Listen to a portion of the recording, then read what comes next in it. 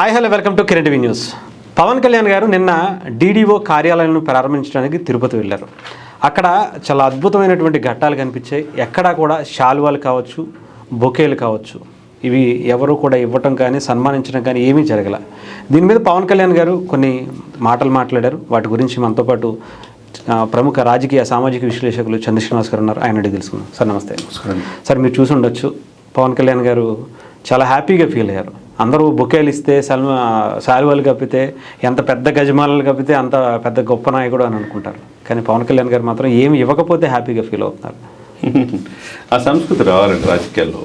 ఎందుకంటే బొకేలు తీసుకొస్తాం, ఒకే 1000 రూపాయలు పెట్టుకుంటాం, ఆ క్షణాన్ని తీసుకుంటారా పక్కన పడేస్తారు. ఎవరి క్లాస్, ఎవరికి ఉపయోగం? లేదా శాలువాలు వేస్తారు. ఎన్ని శాలువాలు ఉంటాయి? లేకపోతే షీట్లు ఇస్తారు, జ్ఞాపికలు. ఇవన్నీ కాదు కదా. ఈయన పంచాయతీరాజు అండ్ గ్రామీణాభివృద్ధి శాఖ మంత్రి వచ్చిన తర్వాత ఈ సరికొత్త ఇది ఏదైనా ఉపయోగపడే పళ్ళు కావచ్చు, లేకపోతే తేనె, ఇట్లాంటి మీరు గమనించారా? మనం కూడా ఒకసారి వెళ్ళినప్పుడు అందరికి ఒక కిట్ ఇచ్చారు. ఆయన పరిధిలో ఉపయోగపడే. అవును సార్. అంటే మన యొక్క ఉత్పత్తులు, గిరిజన ప్రొడక్ట్, కొండపల్లి బొమ్మలు కావచ్చు, గిరిజన ప్రొడక్ట్స్, తేనె కావచ్చు, అట్లాంటి ఉపయోగం.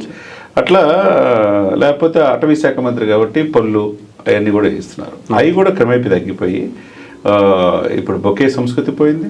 ఫస్ట్ టైం మీరు అన్నట్టు పంచాయతీరాజ్ చరిత్రలో ఫస్ట్ జిల్లా పరిషత్కి వెళ్ళే సమస్యలు తెలుసుకోవాలంటే కాదు కదా, ఆ కార్యాలయాల్లో 77 ప్రాంతాల్లో ఏర్పాటు చేసి డిప్యూటీ సీఎంగా పక్కనే కృష్ణతేజ గారిని కూడా పంచాయతీరాజ్ కమిషనర్ గారిని కూర్చోబెట్టుకొని చేయటం అనేది ఏదైతే ఉందో, ఇన్స్ట్రక్షన్స్ ఇచ్చారు డైరెక్ట్గా మీరు ఎక్కడ బొకేలకి వెళ్ళండి. ఎవరు కూడా ఆఫీసర్స్తో సహా కింద స్థాయి నుంచి పై స్థాయి వరకు, అటు రాజకీయ నాయకులకి ఇటు అధికారులకి మొత్తం చెప్పింది కరెక్ట్గా పాటించినందుకు ప్రత్యేక అభినందన తెలియజేయటమే కాకుండా వాళ్ళందరితో ఫోటోలు దిగాడు.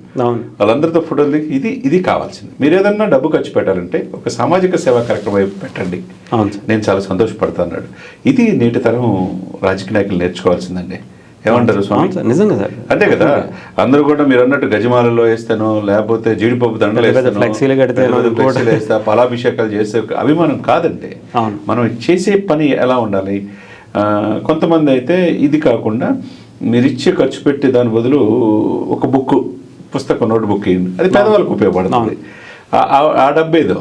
కాబట్టి సామాజిక సేవ చేయాలన్నది చిరంజీవి గారిని మొదట నేర్చుకున్న వ్యక్తులు అందరూ కూడా. ఆయన చూసి మీరు నాకు ఫ్లెక్సీలియే కాదు, మీరు ఇచ్చే బ్లడ్ వల్ల 10 మందికి ఉపయోగపడితే మీరు వాళ్ళల్లో ఎప్పుడు జీవించుంటారనేది చెప్పాడు. అదే కంటి చూపు నేత్రదానం చేస్తే అందరూ వాళ్ళలో కళ్ళల్లో వెలుగు ప్రసాదించిన వాళ్ళు. అదేవిధంగా తుఫాన్లు వచ్చినప్పుడు సహాయం చేస్తే మీకు కూడా ఆ పుణ్యం వస్తుంది అనేది. ఆ సామాజిక సేవా కార్యక్రమం వైపు ఒక హీరో ఈ దేశ చరిత్రలో ఆ విధంగా ప్రభావితం చేసిన చిరంజీవి గారు అయితే, తర్వాత చిరంజీవి గారి తర్వాత వాళ్ళ తమ్ముడు పవన్ కళ్యాణ్ గారు అంతకు మించి అన్నట్టు సేవ చేయాలంటే పవన్ కళ్యాణ్ గారు చూసి నేర్చుకోవాలా. ఏదైనా ప్రజలకు సేవ చేయాలంటే పవన్ కళ్యాణ్ గారు నేర్చుకోవాలా. నేటి రాజకీయాలకి అర్థం అంటే పవన్ కళ్యాణ్ గారు. అవినీతి లేని రాజకీయ నాయకుడు అంటే పవన్ కళ్యాణ్ గారు.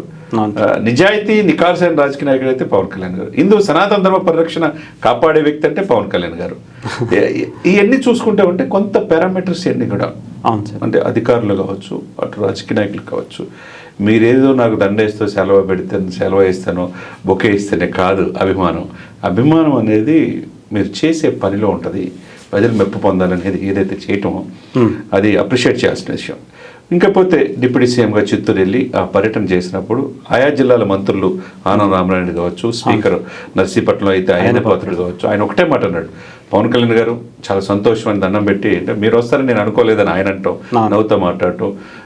పంచాయతీరాజ్ చరిత్రలో ఎక్కడో జిల్లా పరిషత్కి వెళ్ళి కావాలండి, మీరు ఒక్కొక్క డివిజన్లో 77 ప్రాంతాలు ఇది పెట్టడం, నేను ఉన్నాను కాబట్టి ఇక్కడ వచ్చాను, మంచి పని. అదేవిధంగా ఒకే రూపం ఉన్న బిల్డింగ్స్ కూడా ఆనం రామనారాయణ చెప్పినట్టుగా ఏర్పాటు చేస్తే బాగుంటుంది. ఓన్ బిల్డింగ్స్ అయితే ఏకరూప అంటారు, అది ప్రస్తుతం బడ్జెట్ లేదు కాబట్టి అది కూడా ఫ్యూచర్లో చూడండి. తర్వాత ఇంతవరకు నేను చూసిన, అంటే ఆయన కూడా దాదాపు చంద్రబాబు నాయుడు గారితో పాటు ఇంచుమించు 4 దశాబ్దాల రాజకీయ అనుభవం.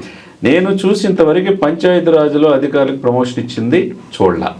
ఫస్ట్ టైం మీరు ఇచ్చారండి, హ్యాట్సాప్ అని చెప్పి. 18,000 ప్రమోషన్స్ ఏమో సొల్యూషన్ కాదు సార్, మాటలే కాదు కదా. గతంలో లాస్ట్ 3 months క్రితమే 20,000 ట్రాన్స్ఫర్లు జరిగితే ఒక్కొక్క ట్రాన్స్ఫర్కి, చిన్న ట్రాన్స్ఫర్కి 50,000 నుంచి 5 లక్షలు పలుకుతుంది. సింగిల్ పైసా లేకుండా సమర్థతకి పెద్దపేట వేసి పంచాయతీలో సంస్కరణలు తీసుకొచ్చిన ఏకైక మంత్రి పవన్ కళ్యాణ్ గారు. One and only sir. అధికారులు కృష్ణతేజ గారు ఉంటారు, మిగతా ఉంటారు, టీం ఉంటారు.